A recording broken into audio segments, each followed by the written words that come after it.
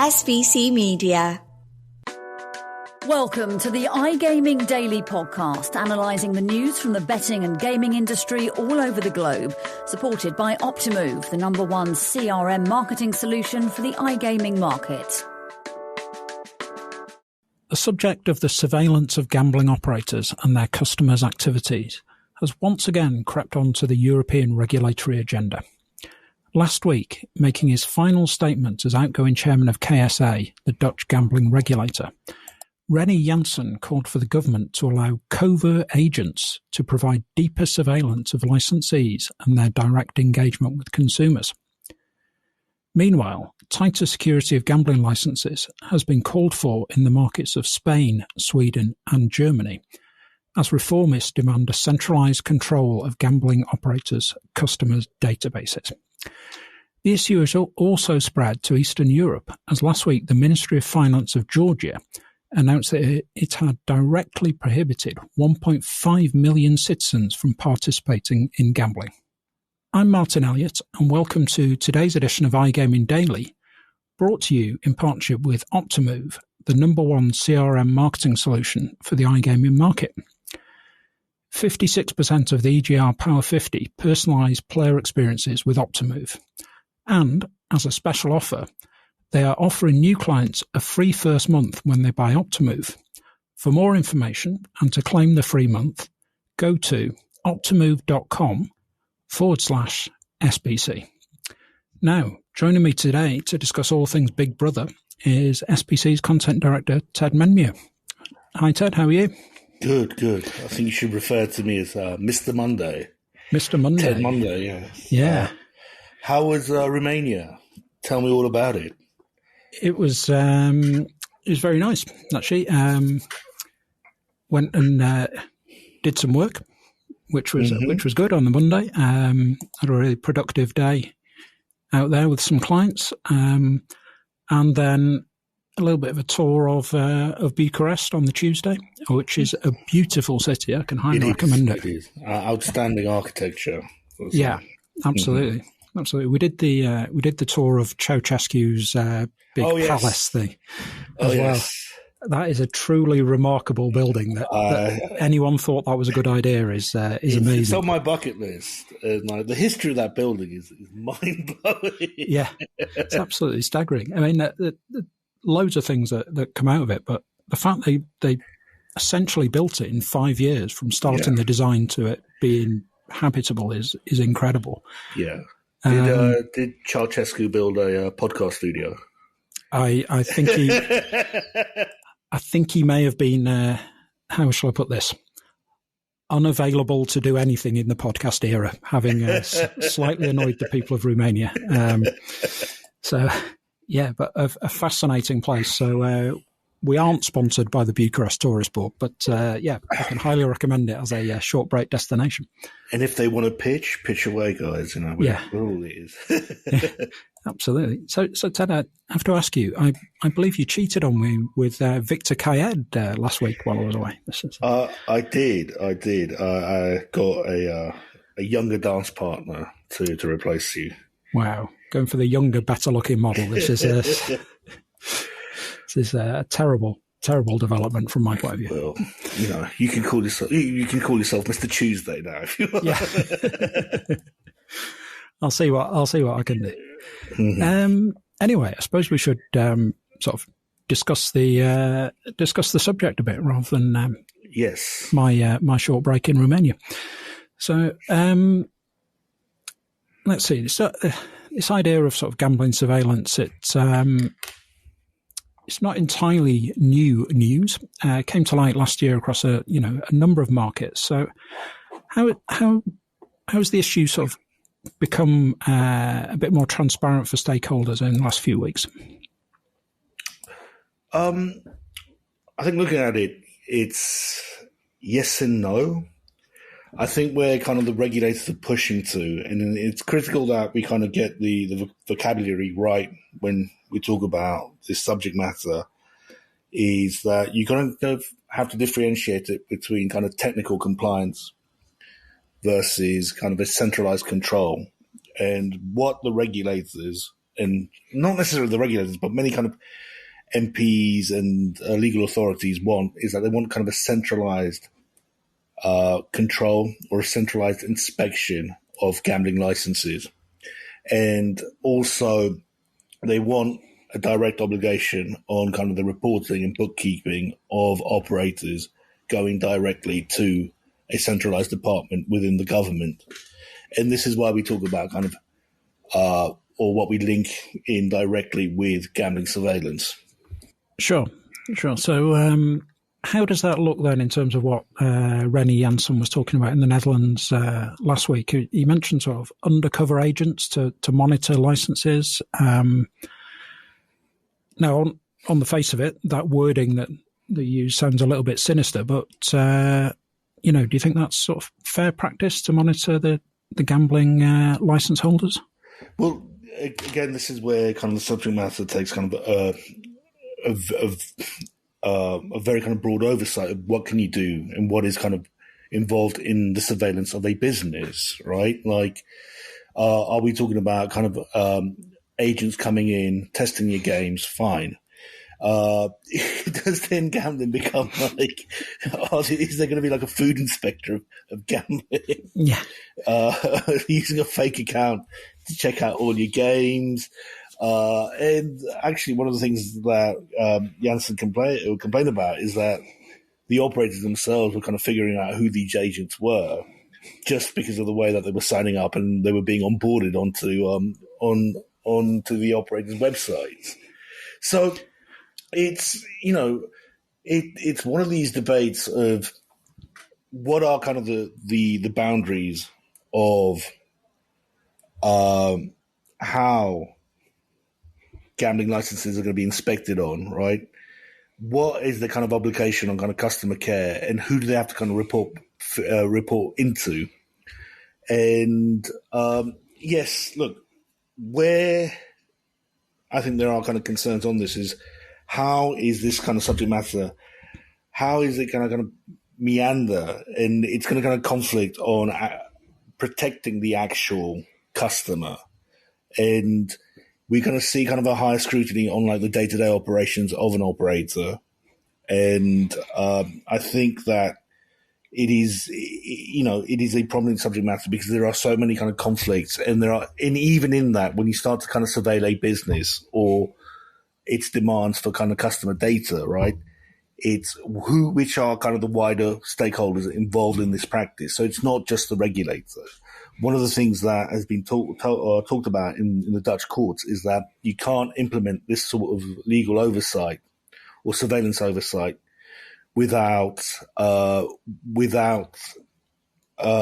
any view or without any revision from required on consumer rights, consumer data practices, and also even at a bigger level. I mean, even at a European level, as you know, we are the EU are having they're revising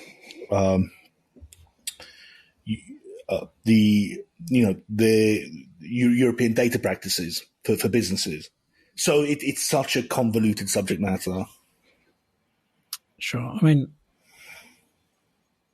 in the way that Rennie Janssen outlined it in his blog post, it sounded just a bit like a really advanced mystery shopper scheme to check that things were working and so on.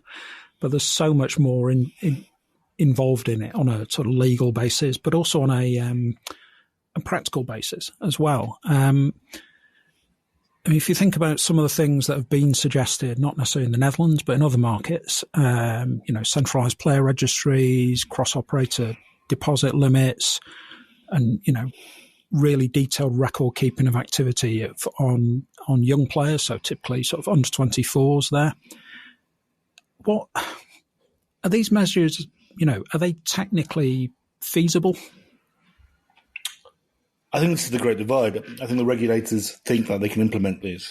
But however, what we're seeing in Europe is that they haven't set the foundation across, not just the UK, but across every market is under revision at the moment, and it is adding further layers of technical compliance. However, those technical measures have yet to be tested. In the UK, we're heading towards kind of this pilot scheme on affordability checks. And as we mentioned before, that is kind of the foundation of the foundation measure on what the next phase of protections will be built on for the whole market. And I think that's the same in a lot of European markets. Take Spain, for example. It wants to apply a cross-operator deposit limit. But again, many of the operators have said that that's just, at the moment, they have got no plans or they've been given no instruction for how to apply that. So there's a lot of kind of desired practices that the regulator wants to implement, but I don't think that they've laid out kind of a clear instructions on how to get there before they can really start talking about, look, we are monitoring every level of gambling. Sure. I mean, I think actually in terms of the goal of, say, the cross-operator deposit limit, but also you might have a registry of player interventions. So a player can't go and rack up 4 interventions at Ladbrokes and then go down the road and get 4 interventions at Bet365 or wherever. We can spot a problem earlier. They're well-intentioned. The idea is good, but it's very difficult to imagine that there is a technical setup out there that exists that won't be prohibitively expensive to actually implement that kind of thinking. So it'd be fascinating to see what happens with that moving forward. Anyway, I think we will take a short break, and when we come back, we will look at some of the, how should we put this, moral and legal points around this surveillance debate.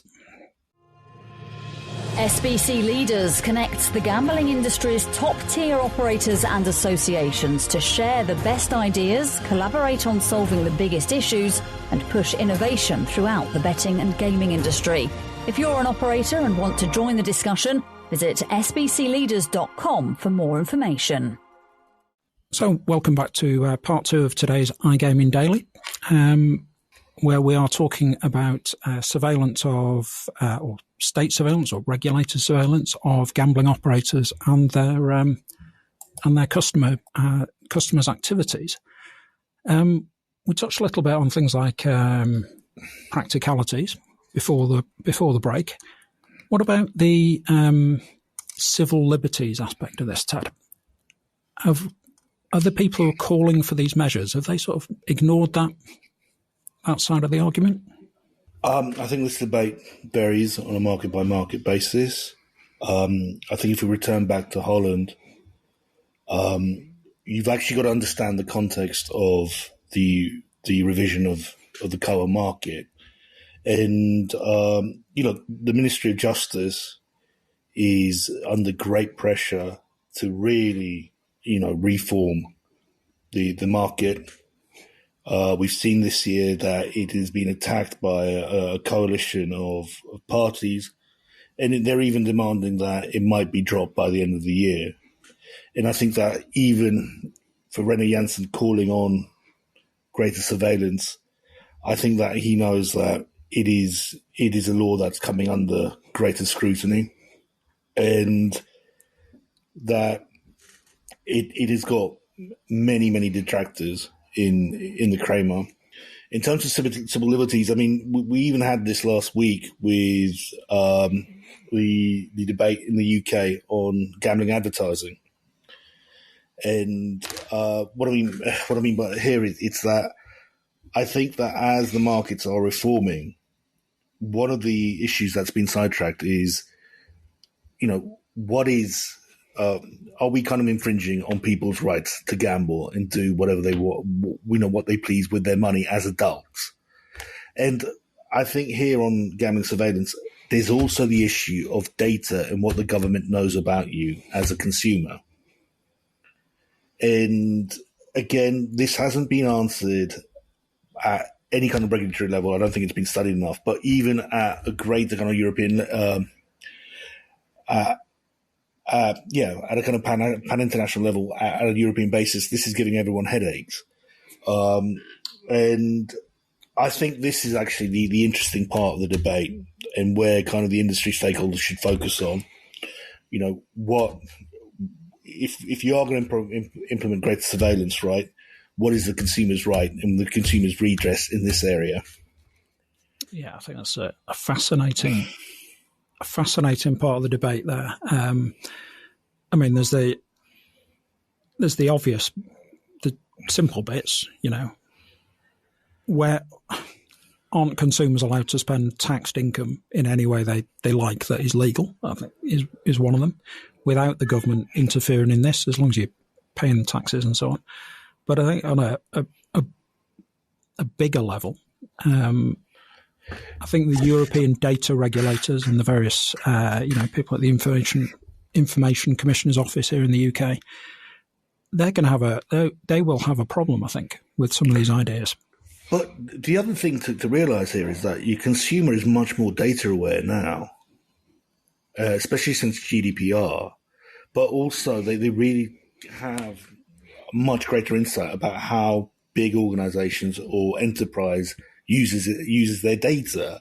And we've had kind of challenges here against, your big US platforms, Facebook, Google, about how they use data to kind of advertise to people. And one thing that we know is that once a government has your data sites, it's not just the government that has the data sites, but that kind of gets spread to multiple agencies. So how is that kind of ring fenced in the interest of the consumer? Because I wouldn't want, you wouldn't want 10 or 12 organizations knowing that you gamble. And for many people, that's a private matter. Yeah, absolutely. And I'm sure you certainly wouldn't want that going to, for example, a credit reference agency or the company that holds the lender that has your mortgage and so on. Yes. But, one of the things that I think that people forget about the consumer is that the consumer's not just thinking about gaming. He's thinking about kind of his day-to-day life. Yeah. And, where this kind of can get lost is that, yes, okay, like credit references happen, but they're also part of of another system applied, another risk management system applied for the financial services, right?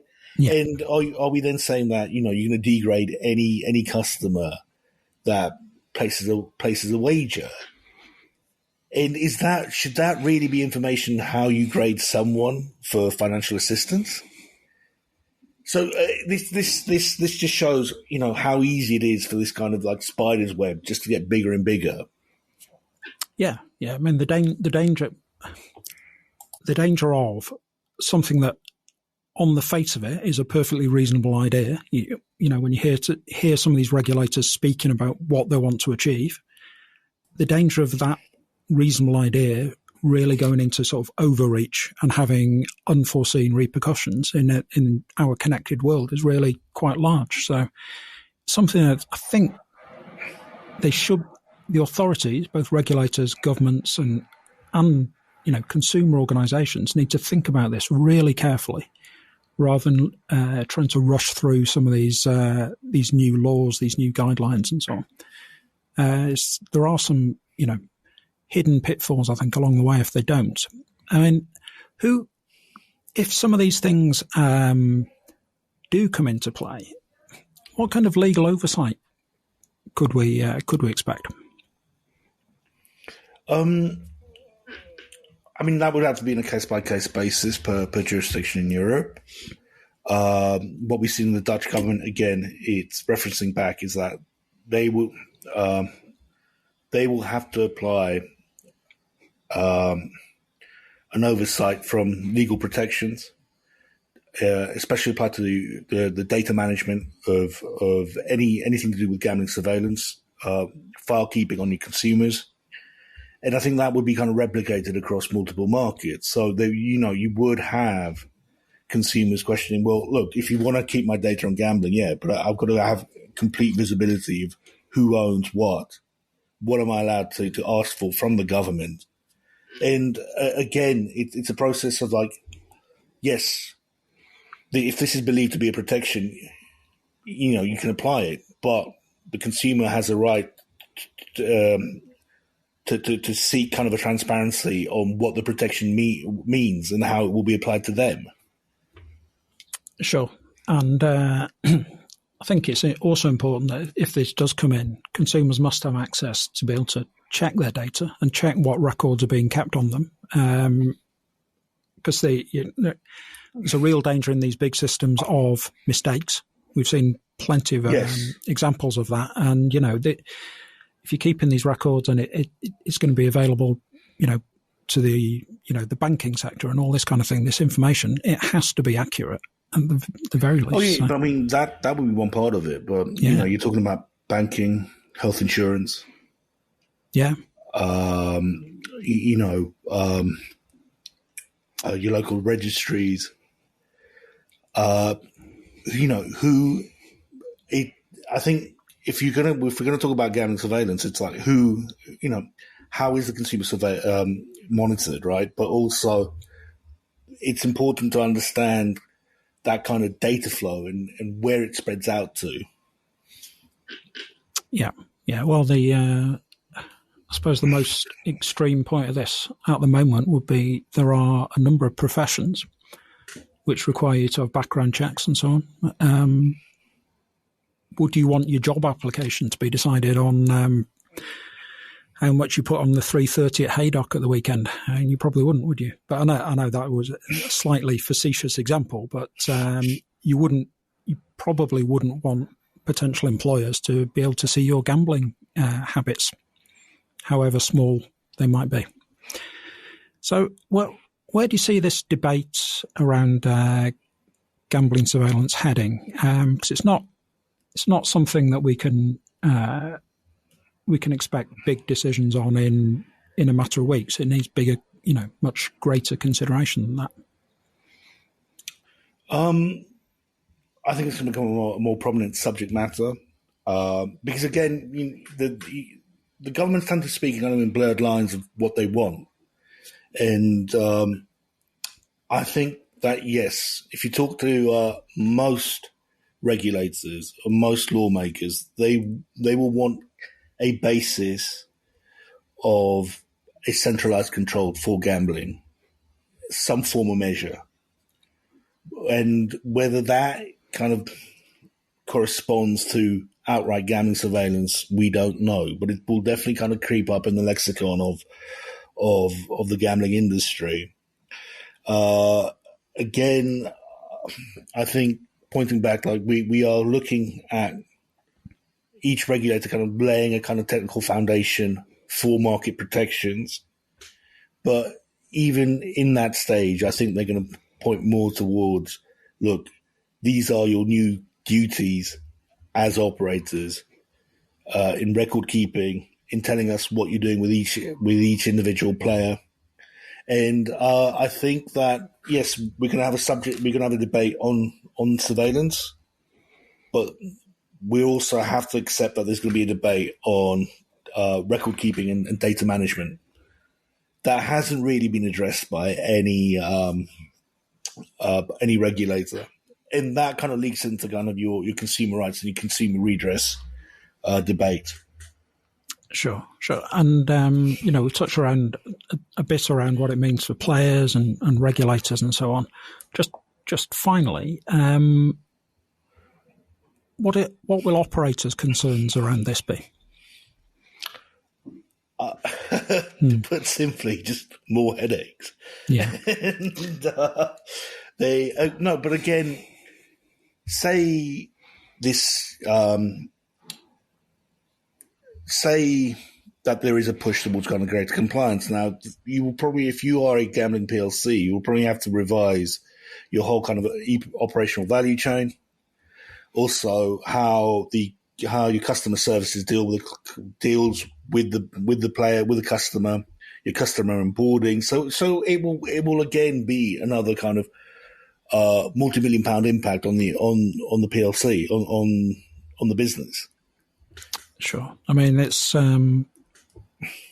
every time you have tighter regulation or tighter requirements for data keeping and so on, ultimately is cost.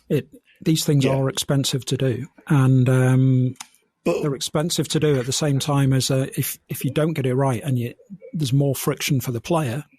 But we've already seen this kind of in PLC accounts this year, where they are reserving capital for regulatory adjustments. And again, we saw this with Entain, putting 40 million aside just in case, in case of a regulatory outcomes. So the industry is kind of prepared. It's just what direction does this subject take? Sure. Well, it'll be interesting to see, and I think this will be one of the things that you're covering on SBC News for how shall I put this conservatively? The next couple of years, anyway. I think we're going to be writing stories about this, Ted. Can we end the podcast? Yes, we can. Yes, we can. So thanks for joining me today, Ted, and thanks for listening. And we'll be back tomorrow with another edition of iGaming Daily.